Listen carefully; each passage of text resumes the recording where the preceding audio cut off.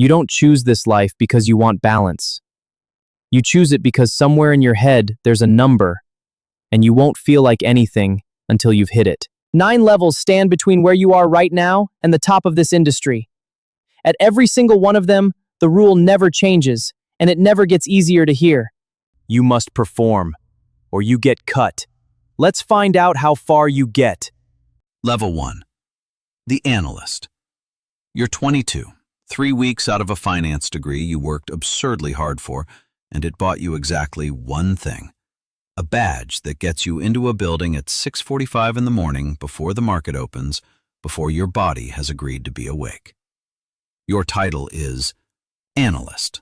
Your job is to be right, quietly, over and over, about things nobody will ever thank you for being right about.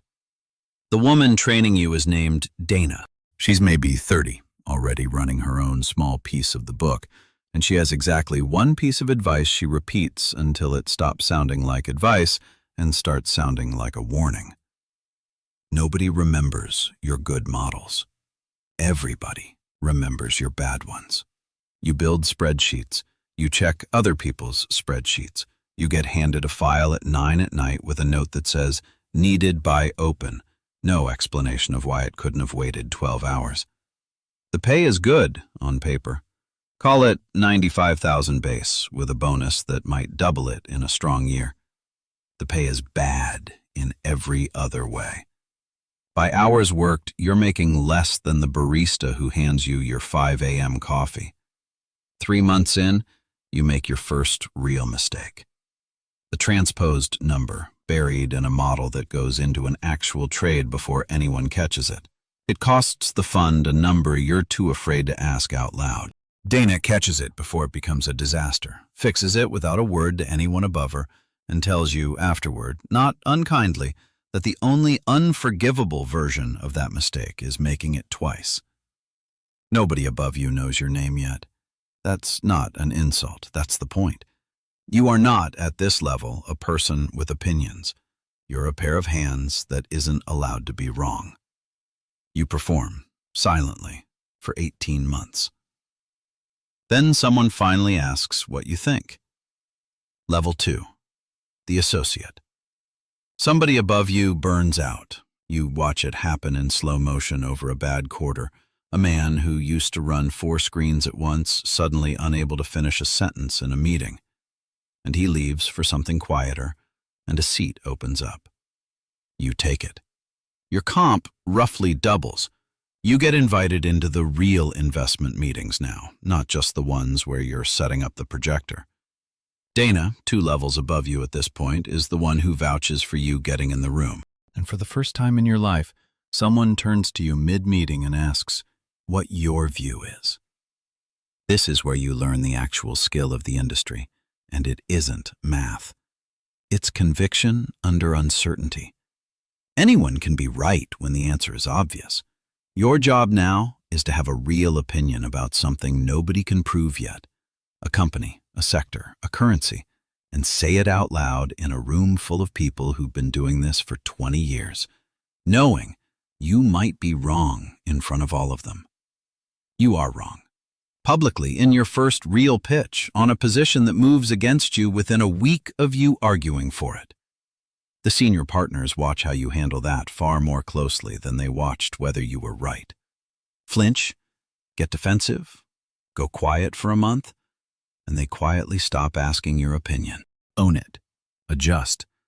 Come back with a sharper version of the same thesis 2 weeks later, and they start bringing you into rooms even when they don't technically need you there. You start staying past midnight by choice now, not because anyone's making you. That should probably worry you. It doesn't yet. Level 3. The Trader. They give you a book. Not a big one, a few $1 million of the fund's own capital, ring-fenced inside a narrow set of rules you're not allowed to break.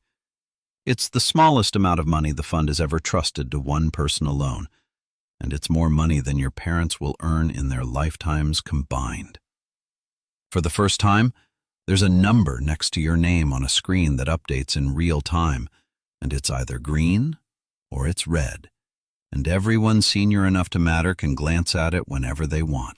You learn what a margin call feels like at 2 in the morning. Your phone lighting up the ceiling of your bedroom, a position moving against you fast enough that the decision can't wait until the sun comes up. You learn that sleeping on it is a luxury reserved for people who aren't currently losing the fund's money live. You also learn the temptation that sits under every trading desk in the world. At a dinner, a friend who works at a bank mentions, almost offhand, a deal that hasn't been announced yet. Acting on it would be the easiest few $100,000 you'll ever make.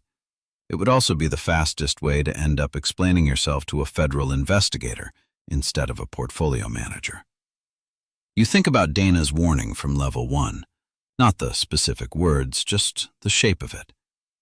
The traders who make it past this level are the ones who can tell the difference between an edge and a crime, every time, even exhausted, even when nobody's watching. You say nothing to your friend. You don't trade it. Your book has a mediocre year. Green often enough that they don't take it away from you, not spectacular enough that anyone throws you a party. You've survived the level that quietly ends the most careers in this industry, and almost nobody outside it ever knows that's what happened. Level 4, the portfolio manager. Now it's real money, $50, $80, $100 million. And it isn't the fund's capital in some abstract sense anymore. It's yours to allocate, yours to defend in the Monday risk meeting, yours to explain when it's down 4% in a month that was supposed to be quiet.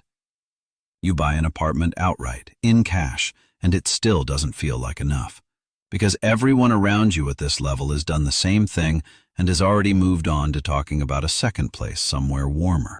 This is the level where the job stops being about being smart and starts being about being right on a schedule you don't control. The market doesn't care that your thesis is sound. It only cares whether the number is up before quarter end, when the fund's investors, real people, pension funds, endowments, families, ask why it wasn't. You have your first real investor call, the kind where you're the one on the line explaining a drawdown to someone whose retirement is sitting inside your book. It's the most exposed you've felt since your first pitch as an associate. You get through it. Barely. 6 months later, a currency dislocation nobody saw coming breaks in your favor because you'd quietly hedged for it 2 months earlier, and you have your first great year. The kind of number that gets mentioned carefully in a partner meeting you weren't invited to. Level 5, the senior portfolio manager. Your book is large enough now that your own decisions move prices. Not the whole market, you're not there yet, but enough that you have to think about your own trades differently, spreading them out over days, disguising your own hand so the rest of the street doesn't simply trade against you the moment they spot you moving. Almost $3 million a year. You could stop. Nobody at this level stops. Instead, something colder sets in. You start managing your own reputation as carefully as you manage the book itself. You hear that Dana, further up the ladder than you for years, has left to start her own fund. It should feel inspiring. Mostly it feels like a countdown starting somewhere in your chest. You watch a colleague go through what you were most afraid of. A good trader, genuinely talented, just unlucky on timing. 2 rough years back to back. Within 8 months he's gone and nobody at the fund mentions his name again. Not out of cruelty, just efficiency. The machine doesn't do sentiment. You take that lesson personally and start hedging not just your positions but your own career, quietly cultivating relationships outside the fund in case you ever need a landing spot in a hurry. You are, by any reasonable measure, extremely successful. You are also, for the first time, quietly afraid of losing it. Level 6, the managing director. They give you the title that means you're no longer just running a book, you're running people. 3, then 8, then a whole desk of analysts and traders who report to you the exact way you once reported to someone else. This is the hardest transition in the entire industry, and almost nobody warns you about it going in. Being brilliant at trading and being good at building traders are not the same skill, and some of the sharpest minds on any desk fail completely the moment they're handed a team. You have to learn to be right through other people now, to catch a junior analyst's mistake before it becomes a real loss, to know when someone's conviction is genuine and when it's just fear of admitting they were wrong to you. Your comp crosses 7 figures by a wide margin. You could buy almost anything you want. What you can't buy back is time. Your calendar is now other people's emergencies, back to back, from before the market opens until long after it closes. One of your analysts, sharp, ambitious, exactly like you were at 24, comes to you with information he probably shouldn't have. You are now the one who has to say no, out loud, and mean it. Not because you've become virtuous, because you understand, in a way you didn't at his age, exactly how fast this entire life disappears the moment anyone stops being careful. You think for a second of the friend at the dinner all those years ago and of Dana's fixed spreadsheet, and you realize the whole climb has just been that same test, asked again and again in bigger numbers. Level 7. The partner. Partner. Equity in the fund itself now, not just a share of the profits you personally generate.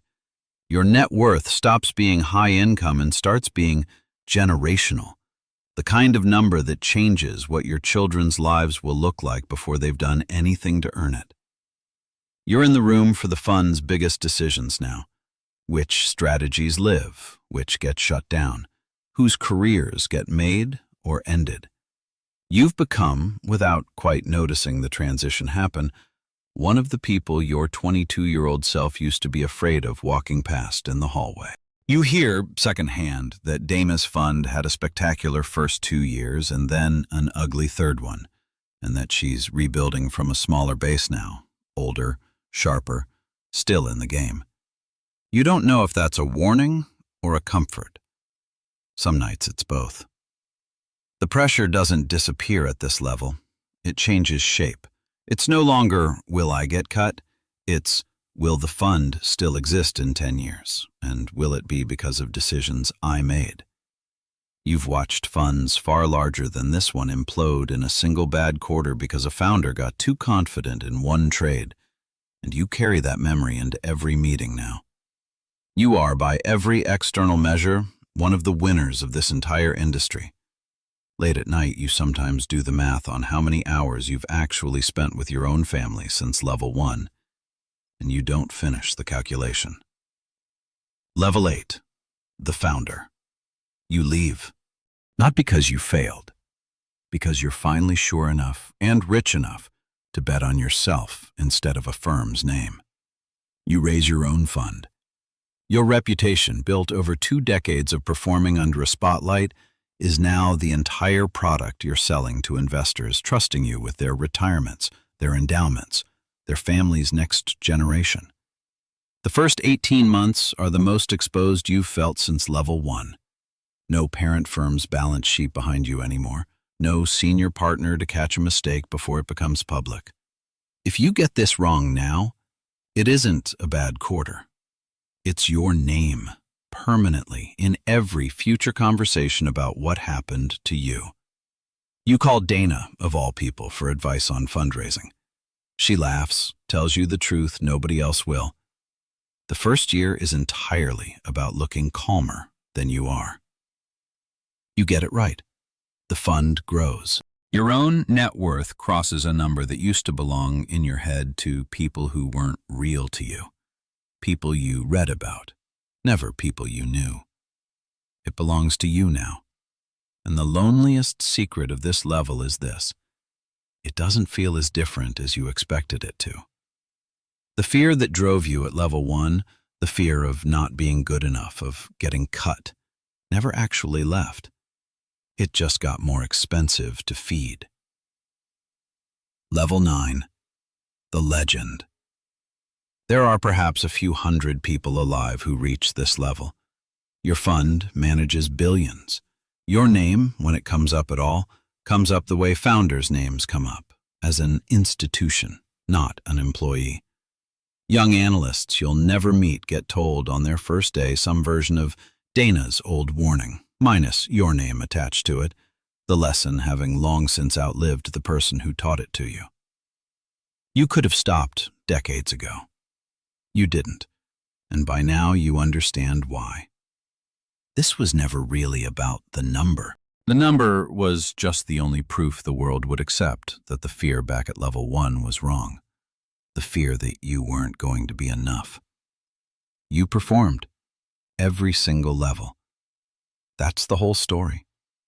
The only question this climb never quite lets you answer is the one that matters most.